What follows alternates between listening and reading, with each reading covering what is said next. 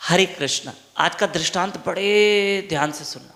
छोटा सा है, बड़ा प्यारा सा है, लेकिन बड़े ध्यान से सुनना। और आप सब जानते हैं कि इन दिनों हम आपको हिंदी भाषा में जो कृष्ण कथा भेजते हैं, रोज कथा भेजते हैं, तो हफ्ते में 4 दिन, संडे, मंडे, वेडनेसडे, फ्राइडे। ठीक है, सुनिए। अब पहले दृष्टांत सुनिए। एक वृद्ध माता थी, उसको एक शहर से दूसरे शहर जाना था बाय बस में बैठ के।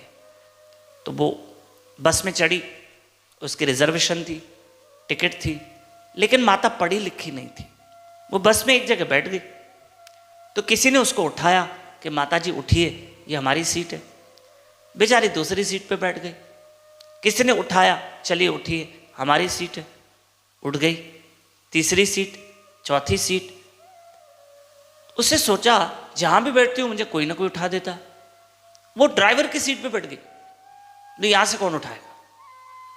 लेकिन ड्राइवर आया तो उसने भी उठाया।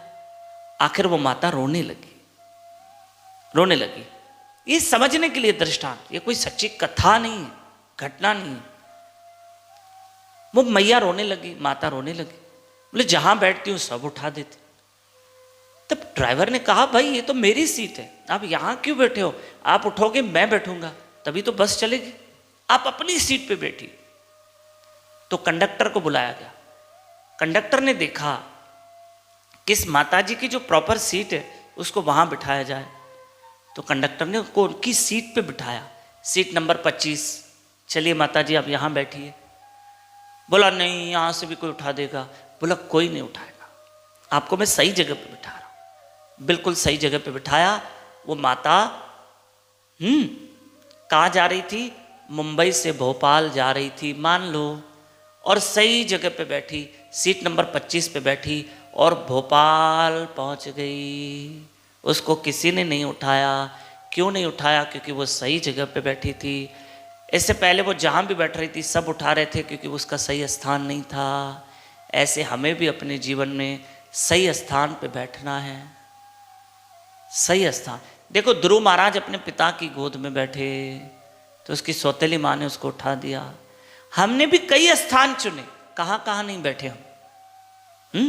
लेकिन हरि कथा सही स्थान है। कथा में बैठो, सत्संग में बैठो, कोई नहीं उठाएगा। सही जगह पे बैठो। हाँ, गलत जगह पे हमें नहीं बैठना है। जैसे कोई शराब खाने में बैठा है, कोई जुआ खाने में बैठा है, वो सही जगह नहीं है। हमें गलत जगहों पर नहीं बैठना है, हमें अपनी जगह पे बैठना है। हमें अपने अच्छे स्थान पे बैठना है। हरि कथा में बैठना है, सत्संग में बैठना है, संतों के साथ बैठना है। हालांकि ध्रुव महाराज तो सही थे, अपने पिता की गोद में बैठ रहे थे, लेकिन सौतेली माँ ने उसको सहन किया, बैठने ही नहीं दी। आखिर ध्रुव महाराज भगवान की गोद में बैठ गए, नारायण की गोद में बैठ गए।